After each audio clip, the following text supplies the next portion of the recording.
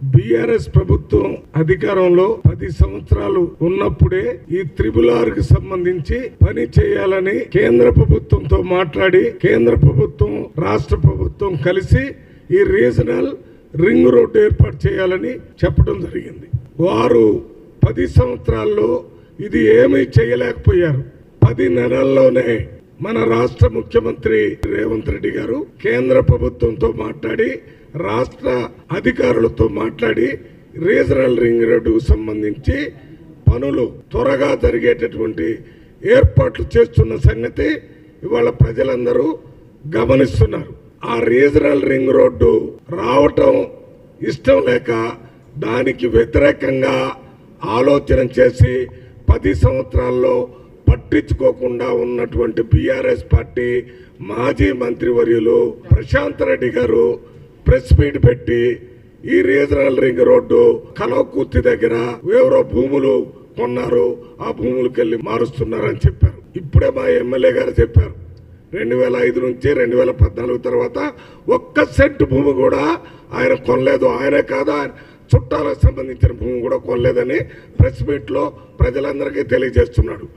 మరి ఇటువంటి పరిస్థితుల్లో ఎందుకు ప్రశాంత్ రెడ్డి గారు అటువంటి స్టేట్మెంట్ ఇచ్చాడు? తప్పుడు స్టేట్మెంట్ గోబల ప్రచారం చేస్తూ ఇక్కడ ఎమ్మెల్యేల మీద, ఎంపీల మీద, రాష్ట్ర ముఖ్యమంత్రి మీద తప్పుడు ఆరోపణలు చేస్తూ మీడియాలో పెద్ద పెద్ద స్టేట్మెంట్లు వచ్చేటట్టుగా చూస్తున్నారు. మీరు మొన్న జరిగిన అసెంబ్లీ ఎన్నికల్లో ఓడిపోయి ప్రభుత్వం కాంగ్రెస్ ప్రభుత్వం వచ్చింది. దాని తర్వాత జరిగినటువంటి పార్లమెంట్ ఎన్నికల్లో ఒక్క సీటు కూడా రాలేదు. మీకు దాదాపు 7 పార్లమెంట్ లో డిపాజిట్ కూడా లేకుండా పోయింది. మీరు ఓడిపోయినటువంటి పరిస్థితుల్లో మానసికంగా బ్యాలెన్స్ కోల్పోయి ఏదో ఒకటి కాంగ్రెస్ పార్టీ మీద, ముఖ్యమంత్రి మీద, ఎమ్మెల్యేల మీద ఆరోపణలు చేయాలనే విధంగానే మీరు మాట్లాడారు తప్ప దాంట్లో యథార్థం లేనే లేదు. మీలాగా 10 సంవత్సరాలు పెండింగ్ పెట్టినటువంటి ఫార్మాసిటీని తీసుకొని,